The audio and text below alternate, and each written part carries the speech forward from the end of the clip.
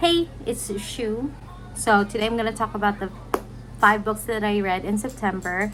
And the first one is The Kind Worth Killing by Peter Swanson, which was very hyped, or it's very hyped, and I had high expectations for it. So when I finally read it, I didn't think it was that great. The plot twist was not that mind blowing as everyone said it would be. Okay, this book is about this man who finds out that his wife is cheating on him, and he meets this girl in the airport bar, a stranger, and he's like, You know what? I kind of want to kill my wife for cheating on me. and she's like, Yeah, you should definitely kill her. and then they plan it out, and then stuff happens. What I didn't like the most was the narrative style because it felt like annoying. Okay, so there was like misogynistic writing in there. And also, I don't like it when in the previous chapter something happens, and then in the next chapter, the same thing is described, but in the perspective of someone else. So I don't think it adds that much, and it made the book longer for no reason. I was skipping pages towards the end, and overall, I didn't like it that much. So I gave it like 1.5, 2 stars. The next book that I read was Better Than the Movies by Lynn Painter, and I enjoyed this book. It's about this girl who is like a rom-com junkie. Her crush came back to town and she wants to get with him, so she asks the help of her neighbor who has been pestering her since her childhood. So love ensues. And if you enjoy rom-com movies, you might relate to the quotes here because each chapter starts with a quote from a famous rom-com. Yeah, so overall I gave this 4 stars, and this book is from my husband. Look, he wrote a dedication for me. Okay, so the next book that I read is Jar of Hearts by Jennifer Hillier. This is like a staple in the thriller genre. So I finally read it, and it's also from my husband.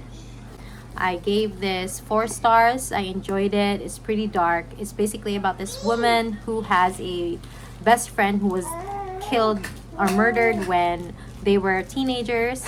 So eventually she gets in jail for being an accomplice to her best friend's death. So something happens. So that's not a spoiler because that's like the first chapter. And so she finally gets out of jail, and then people started popping up getting killed the same way that her best friend got killed. So now she's scared, like what if she will be the one who's next to be killed, and other things. So it's very convoluted. Better to go into this not knowing much else except for that, which is in the synopsis. So I'm not a spoiler. The next book that I read is Before the Coffee Gets Cold by Toshikazu Kawaguchi. It's very short. As you can see, it's a very charming story about this cafe where if you go sit on one particular seat and you drink coffee, you get transported into the past.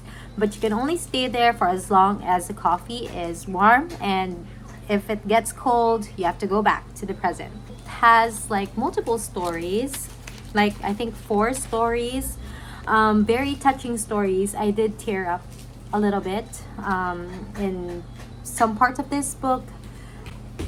It did hit me hard, but I only gave it 3 stars because of the way it was written.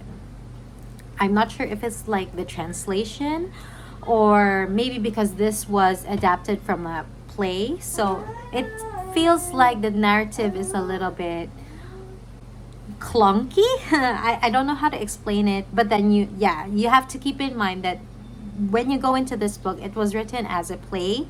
So if it sounds a bit strange or a little bit exaggerated, think about that, or remember that. So I definitely think that this would have been better if it was written as an actual novel from the very start than just adapted. But yeah, I liked it overall.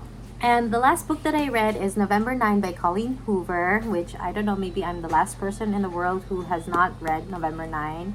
It's very hyped. I got the new cover, as you can see. And basically, it's about an actress and a writer, and they meet each other on November 9th, and then they hang out, and they plan to meet each other for, like, I don't know, 5 years, every November 9th of each year. Something happens, there are secrets, basically dark stuff. There are a lot of tabs, but that doesn't mean I'm like super obsessed with this book. It's more of like the light blue tabs are when I rolled my eyes, and the blue tabs are when I felt like it was too cringy. I think the pink ones are the spots that I really liked. So yes, I picked this book up because someone recommended it after I mentioned, like, I'm looking for a book that is similar to Before Sunrise with Ethan Hawke and Julie Delpy. But this is definitely, so one aspect of it is like that meeting every year thing is kind of like Before Sunrise, but everything else, no, the vibes was just different. I enjoyed the movie more. So yeah, by the way, if you know any books that are similar to the vibes of Before Sunrise, please let me know. Okay, so those are all the books that I read in September. So that's 5 books. There we go. So thank you so much for watching, and I'll see you again in the next video. Bye.